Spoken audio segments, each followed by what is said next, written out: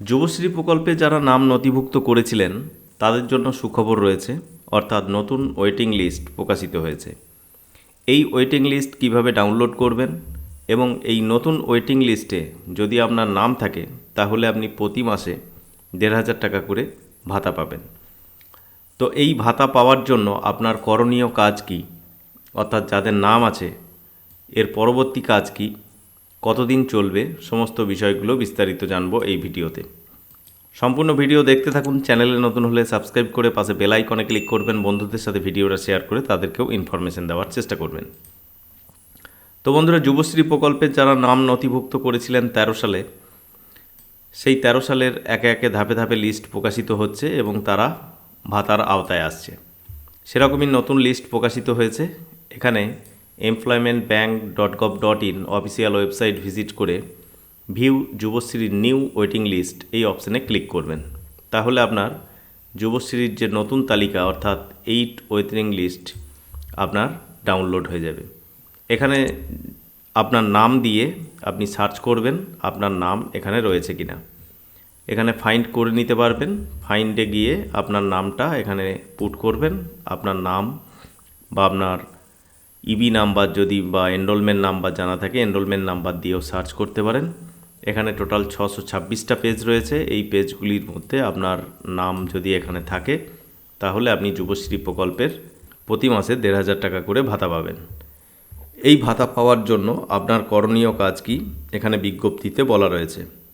এখানে বলা হচ্ছে, এত দ্বারা জানানো যাচ্ছে যে যুবশ্রী প্রকল্পের নতুন প্রতীক্ষা তালিকা অর্থাৎ নিউ ওয়েটিং লিস্ট প্রস্তুত করা হয়েছে, উক্ত তালিকায় এমপ্লয়মেন্ট এক্সচেঞ্জের ওয়েবসাইটে আপনি ভিজিট করে ডাউনলোড করে নিতে পারবেন।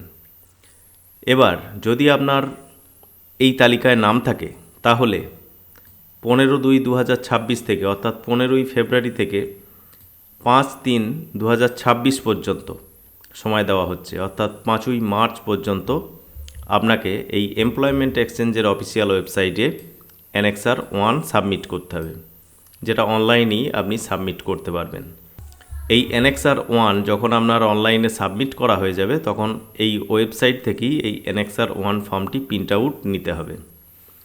প্রিন্ট আউট নেওয়ার পর অ্যানেক্সার 2 একটা ব্ল্যাঙ্ক ফর্ম পাওয়া যায়, সেই ফর্মটা এবং ব্যাংকের পাসবুক ও অন্যান্য নথির মধ্যে রয়েছে ভোটার কার্ড, আধার কার্ড এবং রেশন কার্ড সহ আগামী 9/3/2026 থেকে 13/3/2026 তারিখের মধ্যে সংশ্লিষ্ট এমপ্লয়মেন্ট এক্সচেঞ্জ অফিসে আপনাকে জমা করতে হবে। অর্থাৎ আপনার যে এক্সচেঞ্জ অফিস রয়েছে সেখানে 9/3/2026 থেকে 13/3/2026 মধ্যে এই সমস্ত নথিপত্রগুলো আপনাকে জমা করতে হবে। অর্থাৎ অ্যানেক্সার 1 যেটা অনলাইনে সাবমিট করলেন সেটা, অ্যানেক্সার 2 ফর্মটা হাতে ফিল আপ করতে হবে এবং সেটা বিডিও অফিসে সই করাতে হবে।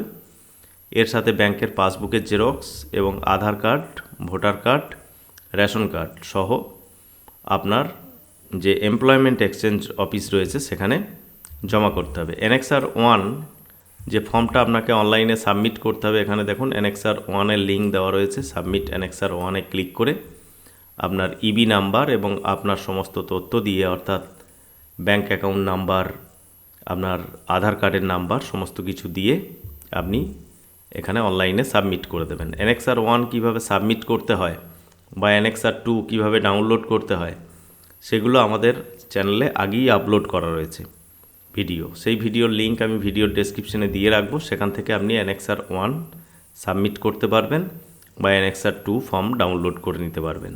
তো বন্ধুরা, আশা করি সমস্ত ব্যাপারটা আপনার কাছে ক্লিয়ার হয়েছে। ভিডিও ভালো লাগলে লাইক করবেন, বন্ধুদের সাথে শেয়ার করবেন। আমাদের সাথে যুক্ত থাকার জন্য, পরবর্তী নেক্সট আপডেট পাওয়ার জন্য চ্যানেলটি সাবস্ক্রাইব করে পাশে বেল আইকনে ক্লিক করবেন।